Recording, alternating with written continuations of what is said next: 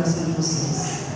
Eu gostaria já de antemão agradecer o convite e dizer que é um prazer estar aqui na casa do Senhor, para estar falando sobre o ministério dele, que a nossa vida é o próprio ministério de Cristo, porque nós somos cartas vivas de Cristo, e que vocês também possam ser cartas vivas aonde vocês estiverem.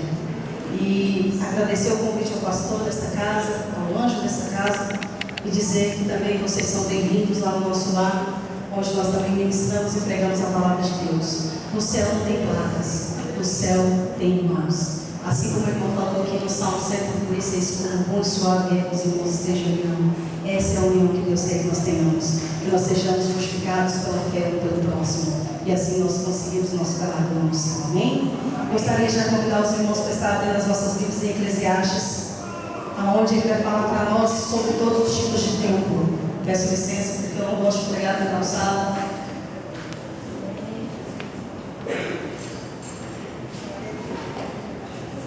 E o pai já diz: eu estou na casa dele, eu me sinto à vontade, aqui eu estou. Aleluia. Eclesiastes, capítulo 3. Ele vai falar para nós sobre o tema dessa noite. Esse é o tempo de Deus. O que é o tempo de Deus? O tempo de Deus nada mais é, na tradução do grego, entre momento certo. Ele vai dizer que ele é tempo espiritual. Ele vai dizer para nós que é o tempo de Deus. E para que esse tempo de Deus haja e flua na minha vida e na sua vida, basta uma coisa para que eu e você façamos: que sejamos quebrantados, para que essa palavra venha entrar no nosso coração. Deus, ele não é um Deus invasor, ele é um Deus de amor. O único que veio para matar, roubar e destruir o inimigo. Deus, ele é suave e sublime, assim como o Espírito Santo. Então, neste momento, eu quero convidar vocês a interpretar comigo as palavras decantadas desse Eclesiastes, onde nós vamos falar sobre que há tempo para tudo. E ele vai dizer para nós: para tudo há uma ocasião certa, há um tempo certo para cada propósito debaixo do céu. Tempo de nascer e tempo de morrer, tempo de plantar e tempo de arrancar o que se plantou, tempo de matar e tempo de curar, tempo de derrubar e tempo de construir, tempo de chorar e tempo de rir, tempo de plantear e tempo de dançar, tempo de espalhar pedras e tempo de ajuntá-las, tempo de abraçar e tempo de se conter, tempo de procurar e tempo de desistir, tempo de guardar e tempo de jogar fora, tempo de rasgar e tempo de costurar, tempo de calar e tempo de falar, tempo de amar e tempo de odiar, tempo de lutar e tempo de viver em paz. Salomão aqui, pode se sentar, irmãos. Salomão, que ele foi um homem tão sábio, que Deus colocou no coração dele sobre todas as grandezas da questão do tempo. A Bíblia vai nos dizer, desde o início ele foi o Criador, e tudo isso ele gerou no propósito de um tempo. Ele levou um tempo para construir os céus e a terra.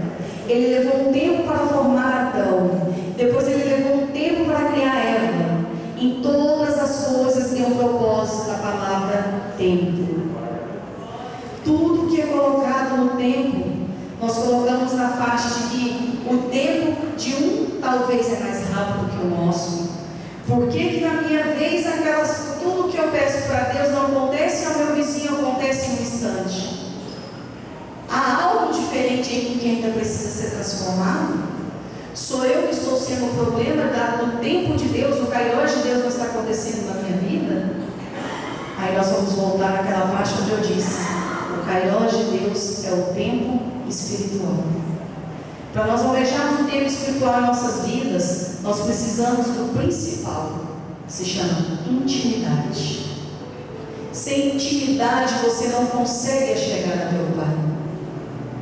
Vou dar um exemplo para que nós possamos compreender, que eu gosto de falar como Jesus falava em parábolas, porque exemplos é mais fácil da gente compreender. Eu conheço a Verônica, eu tenho intimidade com ela. Eu posso chegar nela e falar: Verônica, hoje o meu dia não foi bom, você pode orar por mim? Assim é com Deus. Se eu não tenho intimidade, como eu vou chegar na tua casa e falar: posso pegar uma colher de açúcar, um fardo de arroz? Se você não tem intimidade com Deus, como você quer que o tempo dele rija na sua vida? Como você quer que os propósitos dele cheguem até a tua tenda? Como você quer quer que o templo de Deus seja exalado através da sua presença. Ele vai falar para nós em Mateus 7 que se nós não entrarmos no nosso quarto, fecharmos a nossa porta, temos um momento secreto com Ele, nós não teremos intimidade, nós não teremos união e nós não teremos o poder do Espírito Santo sobre as nossas vidas. E algo que está acontecendo nos últimos tempos é que nós estamos deixando de adorar e buscar mais as presenças do Senhor. As orações que eram de uma hora estão tornando orações de um minuto. As adorações, os louvores que eram entoados em casas, que antes era o dia inteiro, passaram a ser apenas pelo fone de ouvido. Muitas das coisas que nós fazemos para Deus estão sendo mais escondidas. Estamos tendo vergonha de adorar o nosso Senhor. Estamos deixando para trás a verdadeira essência do adorador. Irmãos, só pode conhecer e entender as respectivas formas dos tempos dado por Deus em nossa vida se nós andarmos conforme o Espírito Santo, se nós andarmos conforme o Espírito. Isso ele vai dizer para nós lá em Romanos, no capítulo 8, no versículo 1, que portanto, agora nenhuma condenação há, não temos mais culpa, para que aqueles que estão em Cristo Jesus não andem segundo a carne, mas que nós andemos conforme o Espírito. Então, por que nós nos sentimos culpados de adorar o Senhor? Porque nós sentimos culpados do nosso serviço. Uma pessoa falar algo e eu falar, irmão, Deus não agrada de tal situação. Não haja dessa forma. Eu achei o seu na rua, vou guardar para mim. Ele é melhor que o meu, vou guardar ele, não vou devolver não. Isso é andar conforme a carne. Andar conforme o Espírito seja zeloso, seja prudente, seja obediente à palavra dele. Aleluia! E para nós exalarmos mais essa presença do Espírito Santo, ele trabalha dentro de nós, nos limites da obra que Cristo já fez aqui na terra. Quando ele caminhou aqui, ele deixou palavras de paz, palavras de sabedoria, palavras de entendimento, que ensina não só a mim, mas também a vocês, que se nós não tivermos a nossa fé, se nós não tivermos a base, que é a adoração, se nós não tivermos a intimidade, que é a reclusão de mostrar a intimidade entre você e o Pai, é um tempo perdido. É olhar para aquela cruz e esquecer que aquela cruz tem um sinal muito forte para mim e para você. É esquecer que aquela cruz, ela segura a ajuda que o Espírito Santo nos foi deixado. Porque sem o Espírito Santo nós não poderíamos alcançar a nossa vitória. Porque Ele que intercede ao Pai para nós. Quantas vezes a gente não consegue nem levantar os olhos para falar, Deus, hoje eu estou fraco. Deus, hoje eu não consigo entender o que acontece com a minha alma, mas o Senhor compreende o que passa dentro de mim. O Espírito Santo intercede por mim. E é Ele que vai nos levar a uma interação maior no nosso íntimo. Porque se há algo que hoje nos transforma dentro de nós, se chama sentimentos. Estamos deixando as emoções passarem acima da nossa fé. A nossa fé é o firme fundamento das coisas que nós não vemos. Então por que nós temos que acreditar em coisas que pegamos e apalpamos? Estamos nos tornando Tomé a cada dia. Já não se vê mais pessoas que se tocam e espíritos endemoniados caem. Não se vê mais pessoas que quando abrem a boca, milagres ele faz. Aonde nós estamos indo, irmãos? Aonde eu e você estamos, que nós não estamos fazendo lead de Deus. A palavra do Senhor é outra que eu escrevi aqui. Vai ser o Espírito Santo que conduz, é Ele que vai nos levar. Irmãos, não é palavra de correção, é palavra para mim e para você. Porque nós estamos vivendo os últimos tempos. É os últimos tempos da vinda de Cristo. Se eu e você não nos vigiarmos, não guardarmos a nossa fé e o nosso coração, nós vamos nos corromper, nós vamos cair. E para que isso não aconteça, o Espírito Santo fala, ei, eu estou aqui. É simples. Ele bate a porta e fala, abre, que eu vou fazer de você namorado. Em breve nós iremos para a morada eterna.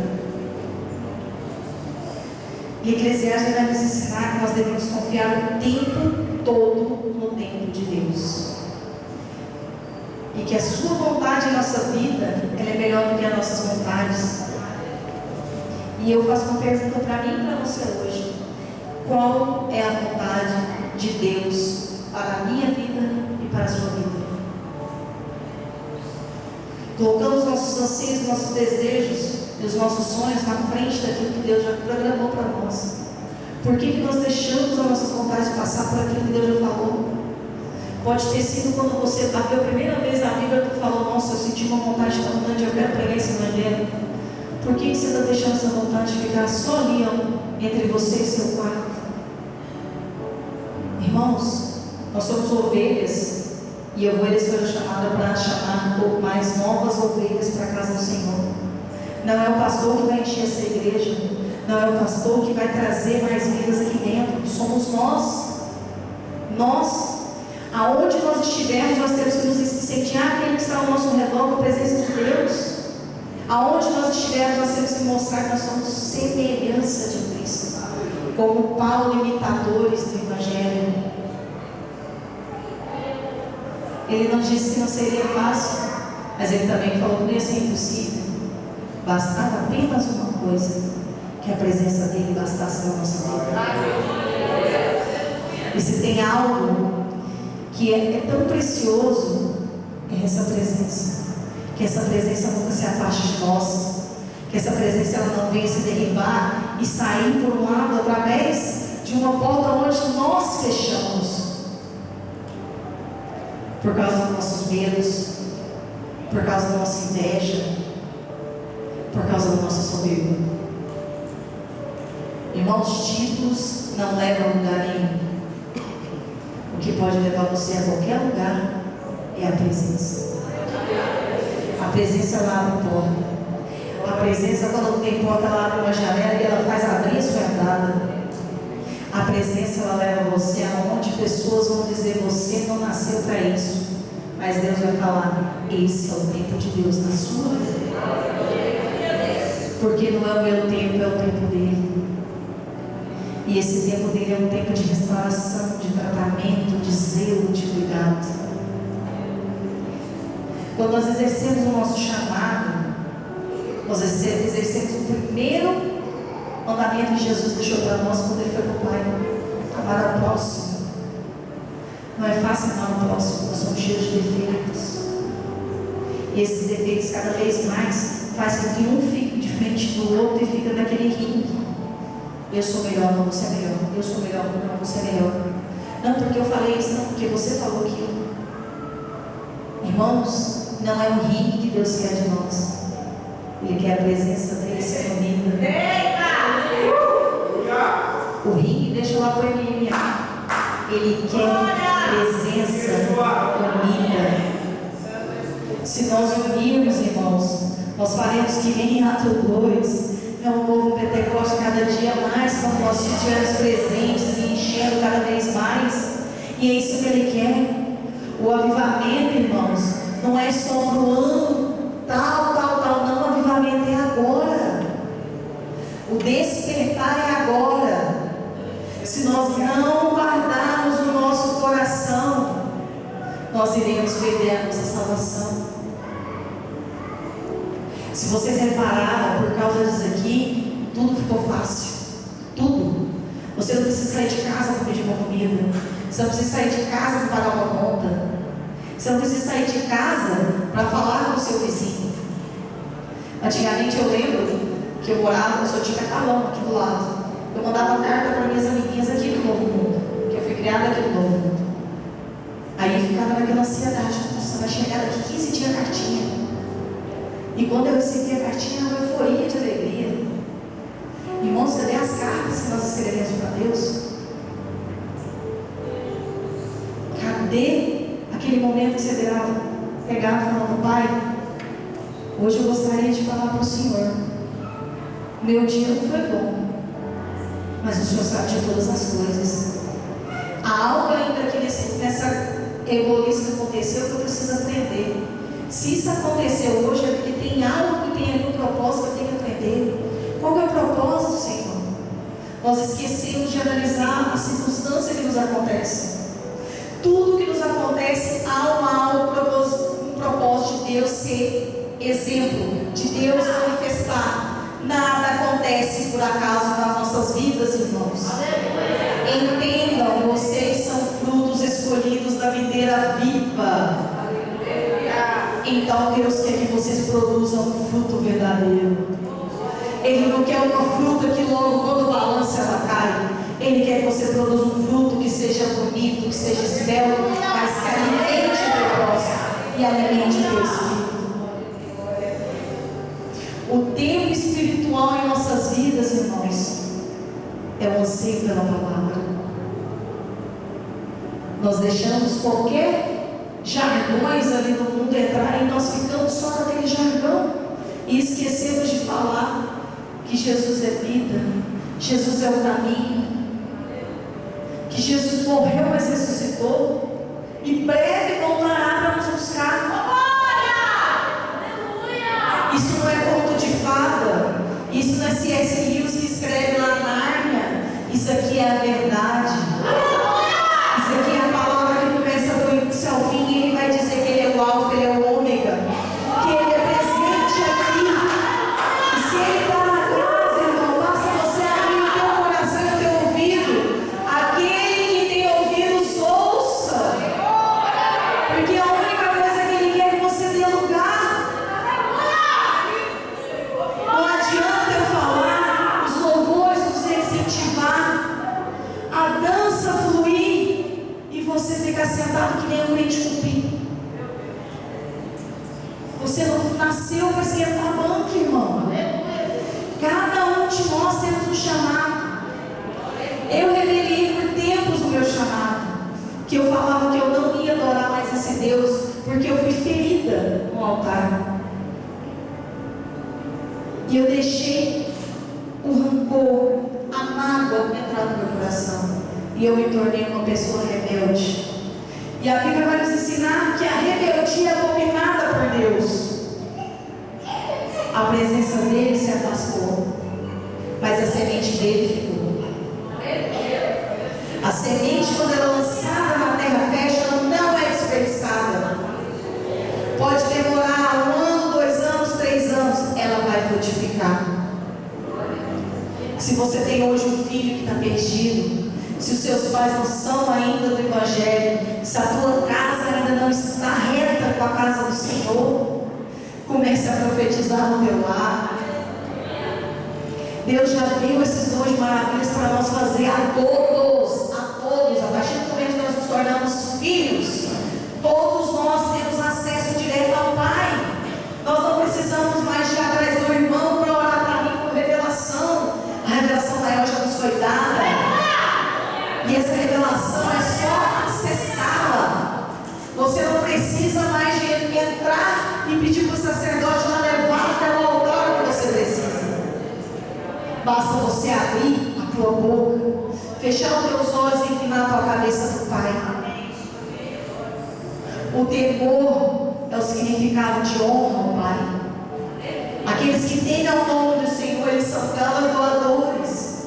A Bíblia vai nos dizer em frases e frases para nós com que aquilo que nós devemos aprender.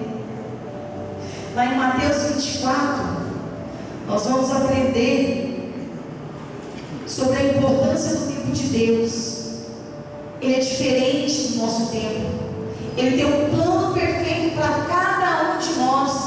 O plano que Deus tem na minha vida não é igual ao seu, irmão, mas ele alicerça propósitos.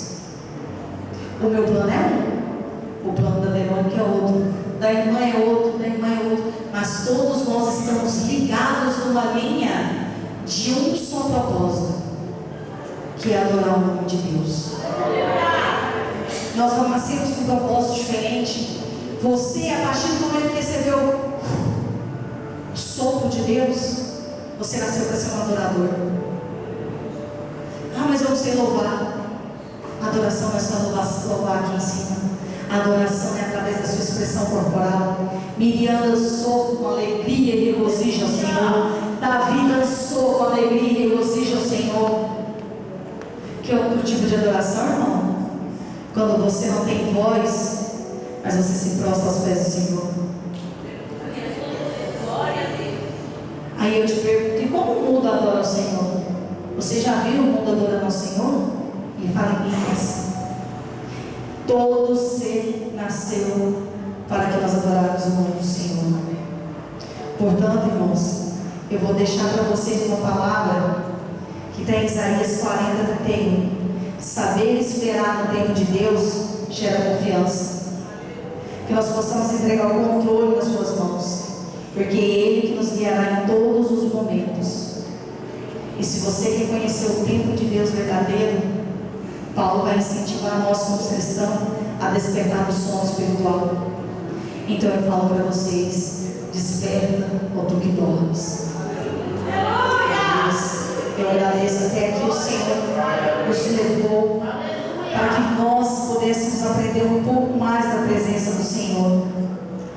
E eu gostaria de deixar para vocês uma palavra que Deus revelou no meu coração hoje. Muitas são as pessoas que vão vir para tirar você do propósito de Deus. Muitas são as ocasiões que vão chegar para tirar você do caminho de Deus. Mas o propósito é só seu. Então, siga o propósito com Cristo. Não olhe para o lado, nem para a direita, nem para a esquerda.